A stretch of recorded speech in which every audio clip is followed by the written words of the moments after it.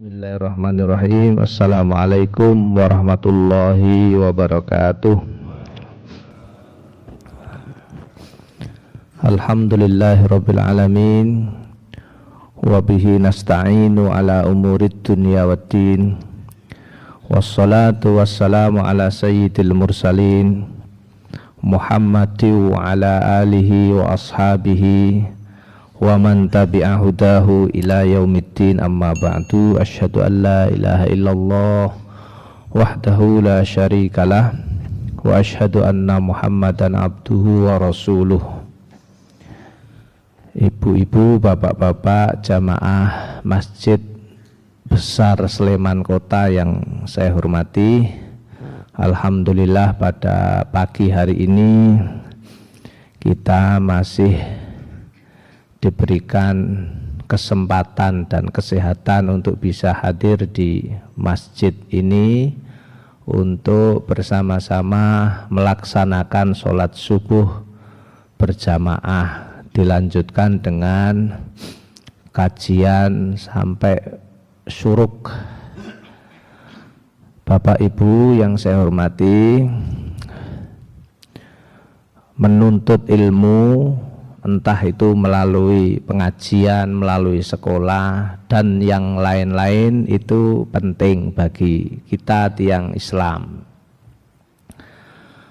Di dalam agama kita diperintahkan pertama kali kepada kita itu untuk belajar melalui wasilah antara lain membaca.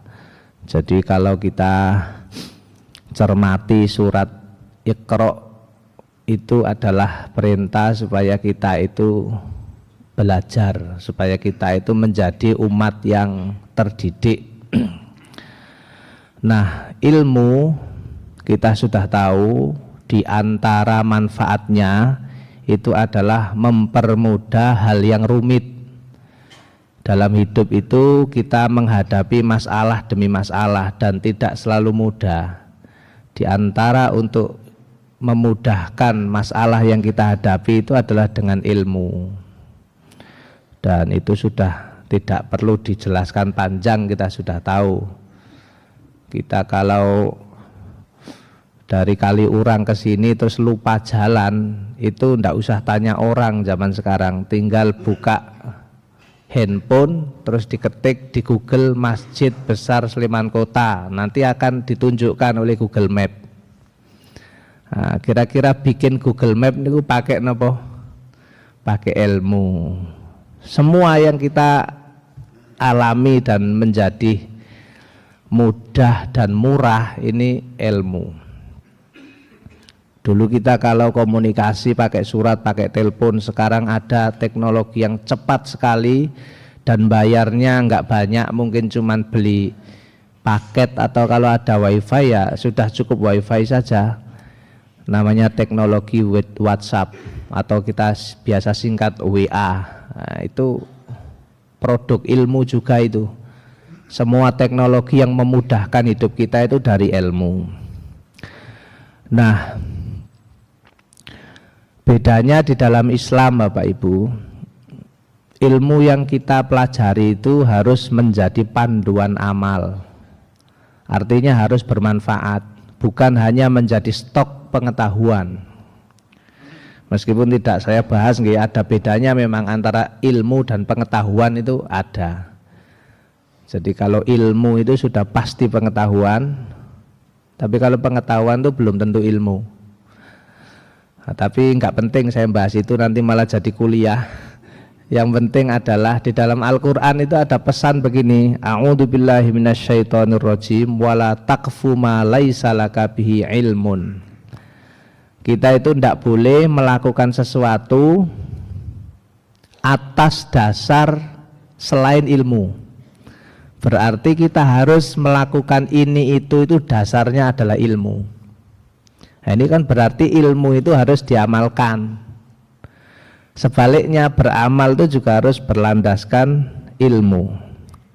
Innas sam'a wal basara wal fuada kullu ulaika kana anhu mas'ula. Karena apa yang kita dengar, yang kita lihat, bahkan yang kita batin, semuanya itu nanti akan dimintai pertanggungjawaban. Nah, ini konsep penting Bapak Ibu. Jadi ilmu itu harus menjadi amalan. Pengajian setelah tahu bahwa misalnya sholat berjamaah itu nilai pahalanya besar, ya harus dikerjakan. Itu namanya ilmu yang bermanfaat. Berarti ilmu yang bisa menjaga atau menuntun perilaku pemiliknya. Banyak sekali orang yang awalnya itu tidak ngerti, kemudian dia belajar atau tahu entah melalui apa, terus dia menjadi ngerti.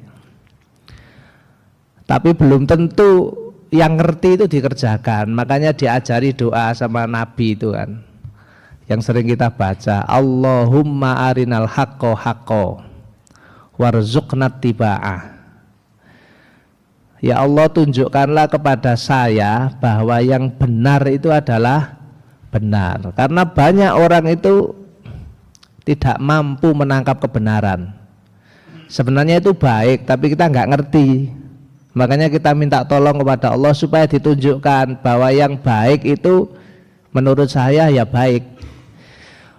Tapi nggak berhenti di situ, warzuqna tiba'ah. Tapi berikanlah kepada saya, ya Allah, bantulah saya supaya saya bisa mengikuti kebenaran itu. Kan banyak Pak, Bu, sesuatu yang kita sudah tahu itu benar, tapi mengikutinya itu berat. Ke masjid itu kan yang enteng-entengan saja, itu orang sudah tahu kalau itu baik, tapi kan tidak semua orang ringan untuk ke masjid itu. Panjenengan kita harus bersyukur, orang yang enteng ke jalan kebaikan itu adalah di antara ciri orang yang mendapatkan hidayah. Dalam Al-Quran kan, mayyuridillahu ayyahdiyahu yashrah sadrahu lil Islam. Orang yang mendapatkan hidayah itu cirinya antara lain gampang kalau dia menjalankan ajaran Islam, ringan, dadanya itu lapang. Nah, doa tadi kemudian dilanjutkan, wa arinal batila batila warzuqna ijtinabah, dan tunjukkanlah kepada kami ya Allah bahwa yang salah itu ya salah, yang batil itu batil, dan berikanlah rizki kepada kami untuk bisa menjauhinya. Orang yang misalnya korupsi itu untuk berhenti dari korupsi ya tidak mudah, meskipun kadang sudah tahu. Kalau orang korupsi misalnya sampai 1 triliun itu sebenarnya kan menghabiskannya aja susah tuh Pak.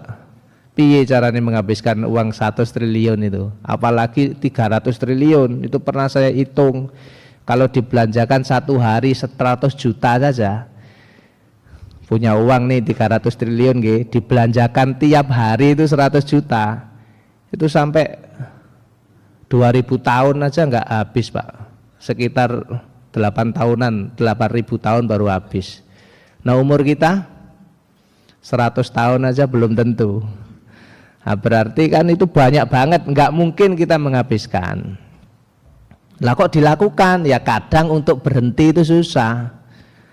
Begitu dapat 100 juta kan mau berhenti kan dilaporkan Pak. Jadi terus akhirnya banyak. Nah, itu yang sehari-hari ya. Yang ringan-ringan juga banyak Pak. Kebiasaan kita misalnya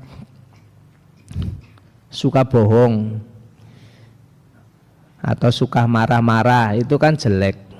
Tapi kadang kita itu untuk berhenti juga susah. Jadi agama itu mulai dari yang penting seperti masalah korupsi, dan kan masalah gede, sampai masalah remeh-temeh sehari-hari itu ternyata juga butuh ilmu. Dan nggak cukup, kita juga harus minta bantuan kepada Allah melalui doa supaya ilmu kita itu manfaat. Kalau ada orang yang tahu bahwa ini baik, ya mudah-mudahan kita bisa mengerjakan. Kalau tahu ini buruk, ya bisa menjauhi. Nah itu namanya ilmu yang amaliyah. Karena di dalam Islam Kalau kita tahu sesuatu tapi nggak mengerjakan, itu fal alimu bi ilmihi lam ya'malan.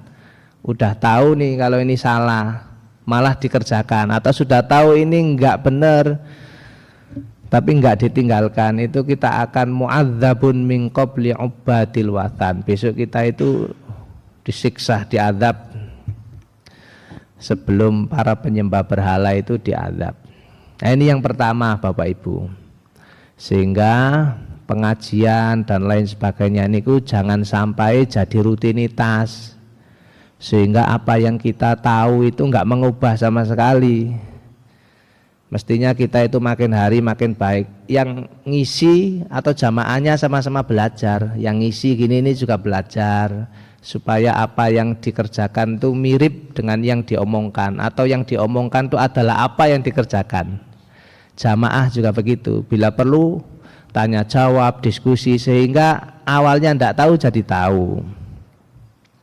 Misalnya dikasih tahu fikih sholat, kalau kita sholat takbir dengan mengangkat tangan itu 4 keadaan misalnya, yaitu takbiratul ikhram, mau ruku, bangun dari ruku, dan bangun dari tahiyat awal. Ini kan ilmu. Kok ternyata sehari-hari sholat kita nggak begitu, ya kita ubah sesuai dengan ilmu ini. Atau kalau enggak, kita langsung buka lebih jauh kitab-kitab terus cari dasarnya. Oh ternyata sholat saya itu enggak seperti itu, dasar saya ini. Jadi setiap hari itu tambah ilmunya dan jadi amaliyah, yaitu bermanfaat. Ada doa lagi yang terkenal, jenengan sudah hafal toh, Allahumma inni a'udzubika min ilmin la yanfa'. Ya Allah, saya berlindung kepada Engkau dari ilmu yang tidak bermanfaat. Wa min qalbin la yakhsha, dan dari hati yang enggak tenang, yang kemerungsung. Wa min du'ain la yusma', dan dari doa yang tidak didengarkan atau tidak dikabulkan. Nah, itu doa supaya kita itu ilmunya bermanfaat. Namanya orang itu kan, yang diketahui dan yang tidak diketahui itu lebih banyak yang tidak tahu. Kadang kita itu karena nggak tahu juga bisa salah paham. Namanya nggak tahu. Jenengan sering toh, atau kita semua tahu dalam sejarah dakwah itu, jangankan manusia biasa, nabi saja kan disalahpahami kan, disalahpahami, dianggap gila, dianggap tukang sihir, dianggap seniman, ya karena bisa jadi yang menjadi jamaah atau masyarakatnya itu salah paham. Nah, kalau di Indonesia banyak. Nah itu karena ilmunya mungkin tidak sampai sehingga salah paham. Tapi kalau orang itu mau terbuka pikirannya, kemudian belajar, insya Allah nanti jadi tahu, terus diamalkan. Yang kedua Ibu Bapak, selain ilmu yang bermanfaat atau ilmu yang amaliyah ini bermanfaat, kita juga harus beramal yang ilmiah. Amal niku harus berdasarkan ilmu. Terutama kalau amalan niku menyangkut masalah akidah dan ibadah Bapak Ibu. Akidah itu keyakinan, ibadah itu adalah cara ngabekti kepada Allah. Itu harus ilmiah, harus berdasarkan ilmu. Yang dimaksud ilmu apa? Ya harus ada dasarnya, argumentasinya itu harus ada. Kenapa saya kok mengerjakan puasa sunnah 6 hari di bulan Syawal? Itu kan ibadah nggih. Puasa sunnah 6 hari di bulan Syawal. Kenapa saya kerjakan? Oh ternyata puasa sunnah 6 hari di bulan Syawal itu termasuk ibadah yang dalilnya disepakati oleh semua ulama. Tidak ada ulama yang berpendapat enggak sunnah, itu enggak ada. Misalnya nggih. Sehingga ini dalilnya kuat dan ini dari hadis. Misalnya man shoma ramadhana tsumma atba'ahu sittan min syawal kana kasyamid dahri. Ini dalil. Dan ini semuanya aklamatif setuju. Nah, berarti puasa sunnah 6 hari di bulan Syawal ini harus saya kerjakan. Meskipun hukumnya sunnah tapi keutamaannya besar. Ini namanya dalil, Pak. Karena puasa ini masalah ibadah. Kenapa saya harus sholat duha misalnya? Ya sama, karena dalilnya ditemukan. Sebab sholat duha itu masalah ibadah. Tapi kadang-kadang Bapak Ibu, di dalam masalah menjalankan ibadah, wong yang mengerjakan ini manusia, bukan malaikat, nabi juga bukan, manusia biasa. Kadang-kadang dalam pemahaman terhadap perintah dan pelaksanaan ibadah itu tidak sama. Kadang-kadang beda. Ya, sholat subuh yang wajib saja itu semua sepakat, tapi pelaksanaan sholat subuh bisa beda. Ada yang pakai kunut saja macam-macam. Ada yang setelah ruku, setelah ruku i'tidal, berarti ada yang sebelumnya. Ada yang tidak pakai kunut, subuhnya sama, tapi melaksanakan sholat subuh bisa berbeda. Perbedaan dalam perintilan gitu itu namanya khilafiyah. Min ikhtilafi ummati rahmatun. Di antaranya khilafiyah itu ya bisa menjadi berkah. Minimal kalau orang itu beda kan terus belajar akhirnya lahir ilmu. Terus di situ juga ada ajaran kesabaran, toleransi, saling menghargai. Berarti menjadi rahmat bagi orang yang berilmu. Jadi khilafiyah nggak usah disikapi dengan marah-marah, merasa tersinggung. Ini kok beda, yang tidak sama dengan saya berarti keliru. Nah nanti kalau merasa paling lah, berubah menjadi Allah nanti yang paling benar, paling nggak bisa dibantah. Nah, berarti syirik menuhankan diri sendiri itu, Pak. Orang yang merasa paling itu juga sebenarnya syirik kecil itu, karena nggak ada yang nggak paling kecuali kita. Berarti yang lain pasti salah, pasti keliru. Pokoknya yang paling benar, paling sahih ya saya, itu berarti menjadi Tuhan kecil. Nah, jadi kita terus belajar. Oh iya, memang cara memahami dalil manusia itu tidak sama. Dan kita semua ini kan berada di wilayah semoga, sehingga yakin dengan pendapatnya tapi menghargai pendapat lain. Dan itu dalam Islam banyak contoh-contohnya. Kita tidak bisa, Pak, menyatukan hal-hal yang seperti itu terus harus seragam. Pokoknya yang enggak seperti saya keliru itu tidak bisa. Jangankan perkara agama, jenengan dari rumah ke sini aja beda-beda. Ada yang jalan karena yakin makin banyak langkah pahalanya makin. Nah, ngunik jalan dari Kaliurang kayak saya ini ya banyak, tapi enggak sampai-sampai. Ada yang pakai motor, ada yang pakai mobil, terserah. Tapi tujuannya semuanya sampai ke masjid. Meskipun kadang saya ceramah gini nih, wis orangnya itu pikirannya harus begini, itu ya susah, susah. Iso-iso malah saya dibenci. Tapi tidak apa-apa, resiko menyampaikan kebenaran begitu. Saya kemarin nemu screenshot di HP itu bagus, Pak. Jadi begini, sebentar ya saya. Jadi iman itu bisa menguatkan apa saja, tapi kalau ego itu biasanya menghancurkan. Makanya fanatik itu memegang pada satu kebenaran terus enggak noleh sana sini. Bahasa Arabnya ta'assub, Pak, itu, Pak.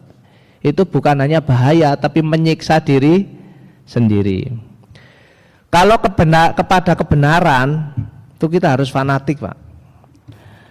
Sholat itu wajib, harus itu. Tapi kalau kepada pendapat kelompok belum tentu, karena bisa saja pendapat satu beda dengan yang lain. Terus gimana hubungannya dengan amal yang ilmiah? Jadi perbedaan itu boleh asalkan berdasarkan ilmu, ada dalilnya. Nah sudah banyak lah di Indonesia, nggih. Awal puasa, awal bulan Hijriyah saja termasuk hari raya Idul Adha, Idul Fitri, kadang sama apa beda? Beda, dan itu ada ilmunya masing-masing. Tidak apa-apa itu, tinggal kita pilih yang mantep.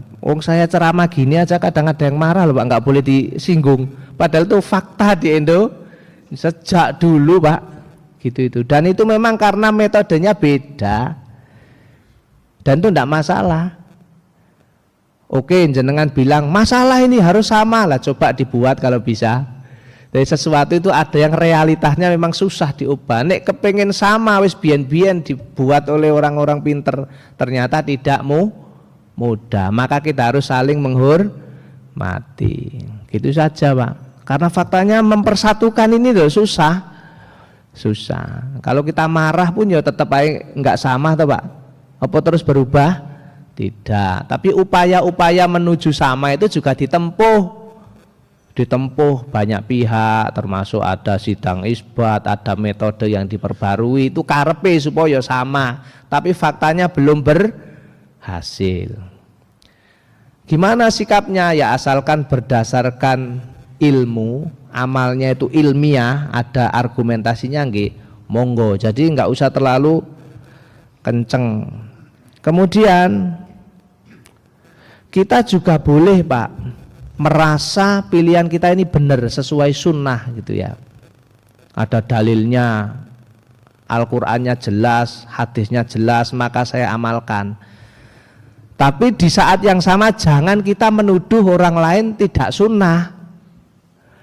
Karena orang tidak sunnah artinya dia melakukan bid'ah Pak. Dan bid'ah itu dalam Islam sesat. Jadi konsekuensinya itu jauh sekali. Kalau kita bilang kita sunnah, yakin, tidak apa-apa. Tapi di saat yang sama jangan menuduh yang nggak sama dengan kita itu bukan sunnah. Bukan sunnah artinya dia bid'ah. Bahkan kepada sesama. Padahal kadang dalam perbedaan yang kecil-kecil itu orang dituduh bid'ah itu sakit Pak. Karena itu dolal itu sesat. Berarti di mana tempatnya orang yang sesat niku? Di neraka. Enggak selesai kalau begini Pak, saling klaim. Sehingga itu hubungan juga tidak nyaman. Kalau memang tidak sepakat ya sudah. Apalagi urusan yang tidak terlalu besar seperti tadi kunut tidak kunut, hari raya Kemis atau Rebu, itu kan khilafiyah, wilayah ijtihad. Benar dapat 2 pahalanya, salah dapat pahala 1. Dan banyak lagi di Indonesia ini, Jumatan adzan sekali atau 2 kali, khutbah Id juga begitu toh, ada yang 2 kali, ada yang sekali, di lapangan atau di masjid. Itu kan khilafiyah toh, tarawih 11 atau 23. Sudahlah kita pilih mana yang kita yakini, tahu dalilnya, kita hormati yang lain gitu. Kadang-kadang tahun 2026 ya ada Pak yang begitu itu jadi masalah, itu masih ada. Saya kadang heran kuliah ning ngendi gitu. Jadi kita beragama itu jangan malah bikin hati itu makin sempit. Jadi beramal yang ilmiah, melakukan segala sesuatu berdasarkan ilmu. Nah namanya ilmu, wong manusia ini terbatas Pak. Dulu pada zaman Nabi saja, sahabat tuh kadang-kadang juga berbeda. Seperti pernah saya ceritakan toh, sahabat yang sama-sama di tengah perjalanan masuk waktu asar, nggak ada air kan, dua-duanya tayamum terus sholat.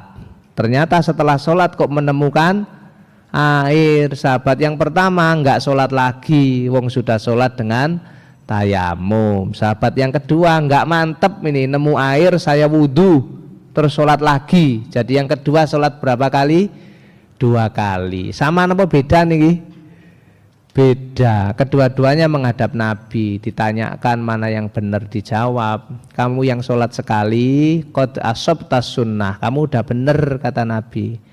Nah kamu yang sholat 2 kali dapat 2 pahala. Nggak ada yang disalahkan Pak. Nah, kalau dulu memang langsung tanya kepada Rasulullah selesai. Wong ini yang membawa syariat. Nah, sekarang jawaban satu orang bisa beda. Makanya kita harus lapang dada. Coba kita kalau beragama dengan ilmiah dan pikirannya terbuka seperti itu, insya Allah hidupnya tenang. Jadi makin kita itu tenang, beragamanya dewasa, itu nggak punya masalah. Kita ini udah banyak masalah, BBM mau naik, masalah negara nggak selesai-selesai, malah ditambah masalah hari raya Id misalnya, malah ruwet Pak. Terus hidup kita itu malah sumpek. Nah, makanya ilmu yang amalia itu juga harus dibarengi amal yang ilmiah. Apalagi kalau kita bicara ilmu nggih. Dulu orang itu kendaraan sepeda ontel, terus motor sampai kemudian pesawat terbang. Ini kan nggak pernah sama, berarti kan berkembang, Pak. Karena produk zaman itu tergantung ilmunya. Makin canggih ilmunya manusia, produk yang dihasilkan ini makin canggih juga. Nah, sekarang kalau kita rapat saja, ada teknologi gara-gara COVID kan, kita bisa bikin teknologi Zoom meeting misalnya, itu mengumpulkan orang banyak dari mana-mana. Dulu nggak ada. Makanya awal-awal internet masuk Indonesia, dulu saya masih kecil, saya masih sering mendengar ustadz itu ceramah hukumnya internet itu haram. Karena dengan internet bisa ngapain saja, bisa nonton apa saja. Waktu saya kecil saya sudah mikir, lah ini kan hal baru kok langsung diharamkan. Memang sesuatu yang datang baru itu perlu penyesuaian, Pak. Sekarang kira-kira ada fatwa internet haram itu jenengan percaya apa enggak? Kalaupun percaya diikuti susah. Internet teknologi itu alat, Pak. Alat itu bisa baik, bisa buruk. Berarti yang didandani itu yang menggunakan. Bagaimana orang yang menggunakan internet ini supaya digunakan untuk kebaikan. Bukan internetnya, internet ini alat kok. Kayak pisau itu loh, Pak. Pisau kan bisa buat masak, tapi buat bunuh orang juga bisa. Internet sekarang bahkan dipakai dakwah di media sosial. Toko-toko besar semuanya pakai internet. Jenengan kalau undangan sekarang aja grup, ada grup RT, RW, grup pensiunan, itu semuanya kan atas jasa internet. Kalau tidak ada internet bisa kita WA-an dengan grup-grup itu? Tidak bisa, Pak. Nah, berarti makin tahu orang, berarti internet itu adalah alat. Tergantung bagaimana cara kita menggunakan, dan itu produk ilmu. Produk ilmu. Terus lahir belakangan ini ada AI. Semerap jenengan AI nggih. AI ini ku akal imitasi, bukan artificial intelligence, Pak, tapi disingkat akal imitasi. Orang difoto jadi video, orang diam jadi bergerak. Bahkan kalau nulis di kampus mahasiswa nggak nulis tapi jadi kayak nulis karena dituliskan AI. Awal masuk kan juga heboh juga. Gimana ini nanti lama-lama AI akan mengalahkan manusia? Dari awal saya nggak percaya, karena AI itu yang buat siapa? Manusia. Masa senjata makan tuan? Terus bagaimana sikap kita terhadap AI? Faktanya sekarang kan banyak toh, Pak, video yang beredar padahal itu bukan dibikin oleh AI yang merasa mampu bikin. Nah, yang dibikin tuh nggak merasa ngomong gitu, terus disebarkan jadi urusan hukum padahal AI. Bagi saya AI itu juga alat, itu bagian dari ilmu. Kalau yang menggunakan ini benar, ya dia jadi manfaat. Contohnya apa? Lah orang bikin rumah misalnya, denahnya bisa tanya AI, Pak. Bisa tanya, nanti terus digabungkan dengan pikiran sendiri. Kadang sakit yang enggak terlalu parah bisa tanya AI, gejalanya gini kira-kira penyakit apa. Jadi nanti datang ke dokter tinggal mengonfirmasi. Berarti kan manfaat banget itu. AI enggak akan bisa menggantikan tugas manusia, Pak.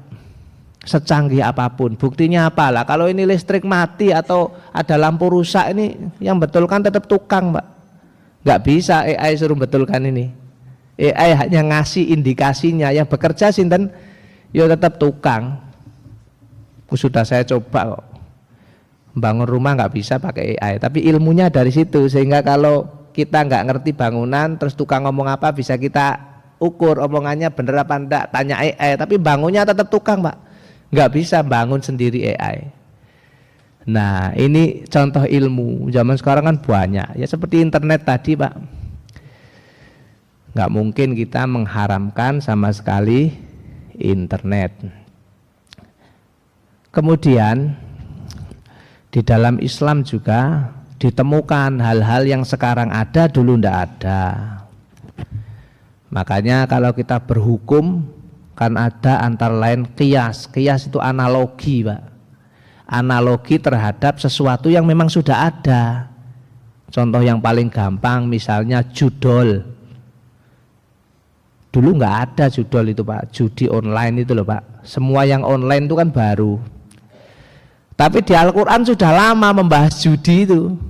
Nah kira-kira hukumnya dianalogikan.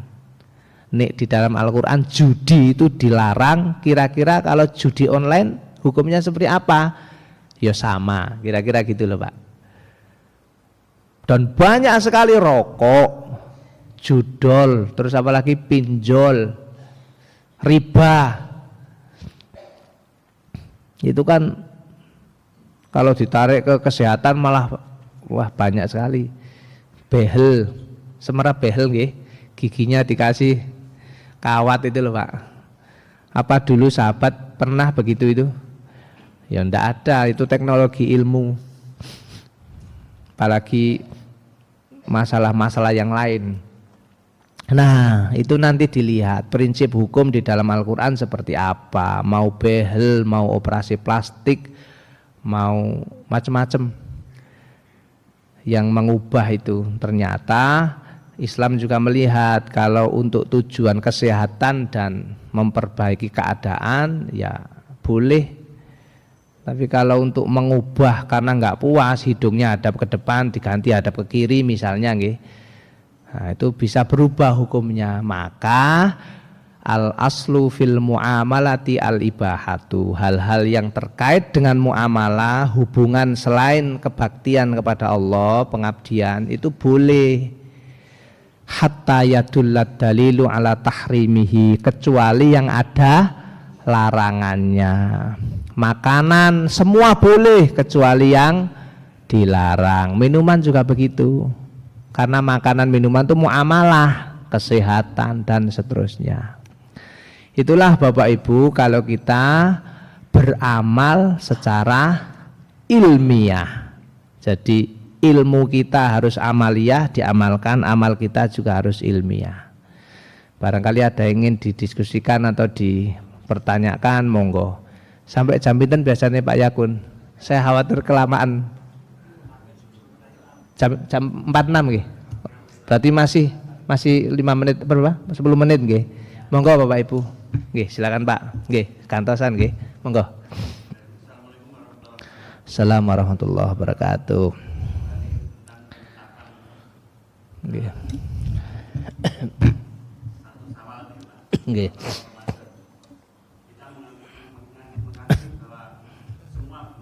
Tapi kita kembali pada tak pemimpin. Nah itu kalau ya salah satu ngalah saja kan kita ikut pemimpin, kan sudah kita nanti benar semua. Nah itu apa kalau sudah mendirikan sendiri apa itu tidak tak pemimpin?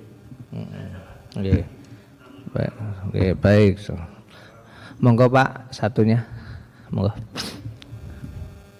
Assalamualaikum.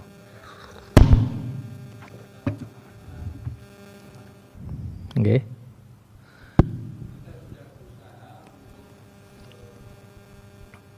Sudah berusaha untuk respon terhadap saudara kita, terutama langsung aja yang ada di Palestina itu ya. Sementara kita hanya seperti Arab maju raiso, Arab ngene raiso. Sementara yang bisa itu kan mestinya pemimpin kita. Nah, sementara ini pemimpin yang kita minta kok seperti itu kondisinya. Ya, ini lantas bagaimana kondisi seperti ini? sementara kita juga tidak bisa merubah kondisi yang ada. Karena 1.000, 1 juta orang pun apa istilahnya demo dan sebagainya, tapi kalau kalah dengan satu tanda tangan penyelesaian. Mohon penjelasan. Assalamualaikum warahmatullahi wabarakatuh. Nggih. Maksud. Ada lagi ibu-ibu, bapak-bapak, nggih monggo, Pak. Nggih. Mboten kesuwen nggih. Insyaallah nanti cepat jawab monggo, Pak. Bismillahirrahmanirrahim. Assalamualaikum warahmatullahi wabarakatuh. Iya, assalamualaikum. Terima kasih, ini berkaitan dengan ilmu. Saya mau tanya pada Ustadz, bahwasanya kita sebagai orang Islam berpedoman pada Al-Quran. Di Al-Quran itu kan kita diharapkan bisa melaksanakan ilmu yang arahnya akhirat.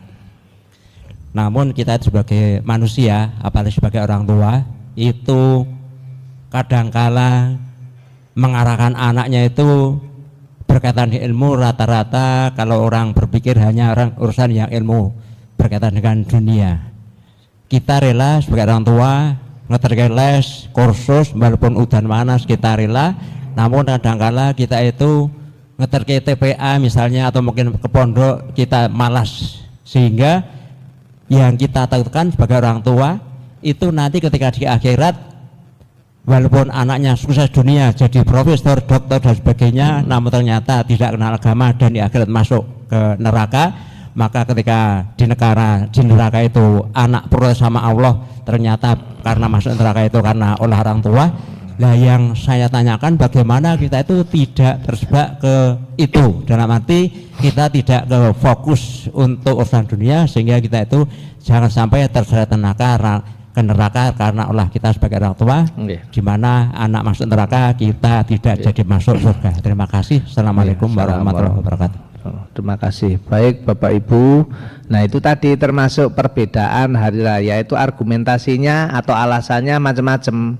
Ada yang berpandangan antara lain ini harus ikut ulil amri atau pemimpin. Maka kalau ulil amri yang menetapkan ya harus taat. Nah, sementara yang lain memaknai ulil amri itu beda dengan yang pertama. Lah gitu loh, Pak. Betul, memang ulil amri harus kita taati, tapi menurut yang lain ulil amri yang dimaksud adalah ulil amri dalam urusan agama. Sementara yang kedua tadi berbeda, memahami ulil amri adalah pemerintah. Nah gitu. Itu juga perbedaan.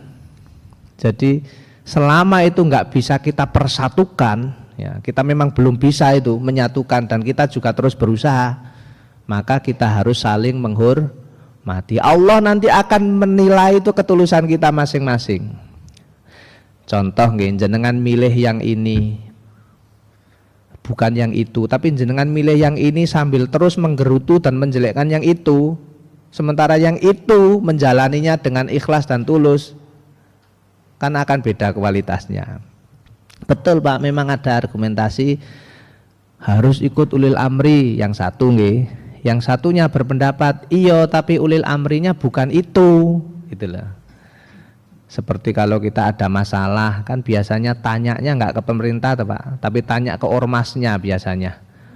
Ormas itu biasanya punya lembaga fatwa, ya toh. Di ormas apapun tuh ada. Nah, lembaga fatwa itulah yang memutuskan masalah agama. Nah, sekarang awal akhir hari raya itu persoalan agama atau apa? Nah, begitu, di situ juga perbedaan. Nah, bagi kita lebih baik kita nganggap mana yang penting kita ikuti dan menghormati yang lain. Nah, yang kedua memang Pak, disinilah ironi nggih, kalau mengubah keadaan tuh memang harus dengan tangan. Kata Rasulullah kan, siapa yang melihat kemungkaran ubahlah dengan tangan. Kalau dalam konteks pemimpin itu kan kebijakan, itu kuat Pak. Tapi kadang yang kita harapkan itu seperti menggantang asap atau jauh panggang dari api. Maka ada kaidah begini, ma la yudraku kulluhu la yutrok julluh. Kalau kita, panjenengan, saya tidak bisa mengubah keadaan semua, ma la yudraku kulluhu, ora iso ngerjakno kabeh, kerjakan saiso-isone. La yutrok julluh, jangan ditinggal semuanya. Jadi ada yang mungkin dengan demo ya monggo, tapi demo yang baik, ada yang dengan tulisan, dengan buku. Pokoknya hadis itu kan kalau kita besok kiamat kata Nabi, dan di tangan ini masih ada bibit kurma, tanaman kan begitu.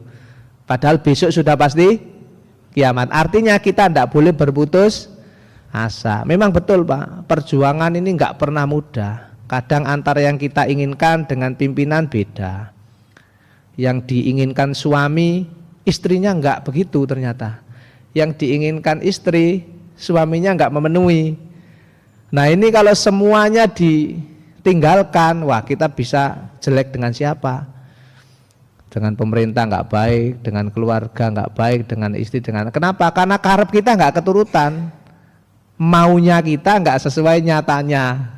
Jadi rumus Islam itu mala yudroku kulluh la yudrok juluh. Nek nggak bisa mengerjakan semua, jangan tinggalkan semua. Pokoknya dikerjakan saiso-isoe Pak. Yang paling gampang kita benahi hidup itu mulai dari keluarga dan anak-anak kita. Ku anfusakum wa ahlikum naro. Nek rusak semua ya mudah-mudahan paling tidak keluarga kita itu aman gitu. Toh nanti kita itu dimintai tanggung jawab atas mereka. Apalagi kalau kita itu bukan menteri ekonomi, pasti nggak dimintai tanggung jawab tentang MBG, enggak Pak, atau tentang apa moneter dan fiskal yang jatuh, enggak, karena kita bukan menteri. Yang dimintai pertanggung jawabannya menteri. Gitu saja, kita fokus pada urusan kita. Nah termasuk anak, saya setuju Pak. Yang terakhir memang rumus mendidik anak itu ada 5 yang harus diharapkan. Yang pertama, kalau kita doakan minta anak soleh. Pertama, soleh ini baik, tapi bukan baik biasa. Soleh itu adalah orang baik yang motivasinya agama. Jadi kalau ada orang yang baik tapi karena akal, saya bekerja karena saya kalau nggak bekerja nggak punya uang, itu kan akal motivasinya. Beda dengan begini, saya akan tetap puasa meskipun saya benci lapar, karena puasa ini perintah agama. Ini orang soleh, motivasinya baik itu karena agama. Saya tetap sedekah meskipun sebenarnya uang saya dikit dan saya sebenarnya benci mengeluarkan uang saya sendiri belum cukup, tapi saya paksa diri saya untuk sedekah. Ini orang soleh. Anak-anak gitu Pak, yang pertama. Yang kedua, anak-anak kita dididik untuk menjadi orang yang berilmu, disekolahkan. Bukan hanya ilmu-ilmu matematika, ilmu-ilmu fisika, tapi ngaji juga penting Pak. Harus itu malah, ilmu-ilmu yang berkaitan dengan ibadah. Sholat, anak-anak harus diajari betul tuh cara sholat, doa sholat. Betul itu, nanti hidup akan sampai pada akhirat anak ini menyelamatkan atau tidak menyelamatkan orang tuanya. Awaladin sholihin yad'u lahu. Kalau anaknya soleh, orang tuanya selamat kan gitu. Hadis niku. Tadi setelah soleh pinter Pak. Yang ketiga, setelah pinter anak ini dididik untuk bisa bermanfaat. Bermanfaat iki basa Jawa dadi wong. Enggak harus profesor doktor memang Pak, enggak harus. Orang sekolah ya ora apa-apa, tapi paling enggak dadi ojol sing baik gitu loh. Dadi manfaat. Ya pancen anake ora iso dadi dosen wong enggak sekolah, tapi dia jadi tukang ketoprak. Kayak sinetron lho Pak. Tukang ketoprak. Atau dia jadi orang apa saja yang bermanfaat, jualan apa gitu. Jadi setelah soleh dia pinter. Nek ora pinter ya sing penting dia itu nafi' bermanfaat. Dadi wong. Kan banyak toh Pak orang itu nggak sekolah tinggi tapi jadi RT misalnya bermanfaat loh jadi RT itu. Atau dia misalnya jadi tukang parkir tapi amanah, kan gitu. Allah akan melihat tuh. Yang keempat, jadi anak yang setelah bermanfaat dia maju itu pikirannya itu mikirno hal sing penting. Orang maju itu adalah pikirannya sing penting-penting. Umpamanya dia nggak bisa sekolah tinggi karena umpamanya biayanya nggak cukup, paling enggak dia pikirannya membesarkan bisnisnya, tokonya, kan bagus itu. Sholihin sholihat, alimin alimat, nafi'in najim tajim. Jadi dia soleh, pinter, bermanfaat, maju. Dan yang kelima itu jadi anak yang sukses. Sukses itu bukan hanya dunia, tapi akhiratnya juga. Napa niku sukses? orang yang selalu berjalan dalam kebenaran. Itu sukses, Pak. Sirotol mustaqim yang kita minta itu adalah terus berjalan di dalam kebenaran. Pinter, yo, pendidikannya tinggi, tapi korupsi ya nggak sukses, karena nanti hidupnya pasti nggak selamat. Nggak usah jauh-jauh ke akhirat. Kadang-kadang di dunia saja, Pak, orang yang sudah banyak dosanya itu kerepotannya udah luar biasa. Sugih tapi anaknya nakal. Itu belum meninggal, apalagi kalau orang tua, nggih Pak, nggih. Kan ada beberapa amal buruk yang langsung diganjar di dunia oleh Allah. Salah satunya misalnya sugih, pinter tapi jahat dengan orang tua. Itu kan biasanya paling ndak anaknya yang ngono gitu. Nah, itu Pak, jadi saya setuju memang mendidik anak jangan hanya fokus urusan yang ada di sini, Pak. Dunia ini sebentar sekali nih. Mari kita didik anak-anak untuk soleh, untuk baik, ngerti dosa, ngerti pahala. Kita ingatkan gini, kalau sudah perempuan dan sudah dewasa nggak pakai kerudung, kita ingatkan. Yang kedua, supaya anak-anak disekolahkan, Pak, supaya pinter, ya sak mampu-mampu panjenengan. Ini orang sekolah paling enggak jadi anak yang berguna, kanggo di masyarakat. Kemudian maju itu pikirannya bukan mikir yang aneh-aneh gitu loh, Pak. Sejak cilik mikir nikah, nah itu kan pikirannya iki apa, pikiran yang ya pikiran yang maju, dodol toko, ingin mengembangkan tokonya, bantu orang tua, maju itu. Dan supaya anak-anak kita sukses tidak hanya di dunia dan akhirat. Mekaten nggih Ibu Bapak, mudah-mudahan bermanfaat. Saya di MBSK ini seneng yang ngaji banyak banget deh. Masjid besar Sleman Kota. Nek yang ngaji sedikit diganti masjid kecil. Karena ini besar, jadi terima kasih Pak Yakun, mudah-mudahan bermanfaat dan mohon maaf atas segala salah dan khilaf nggih. Akhirul kalam, assalamualaikum warahmatullahi wabarakatuh.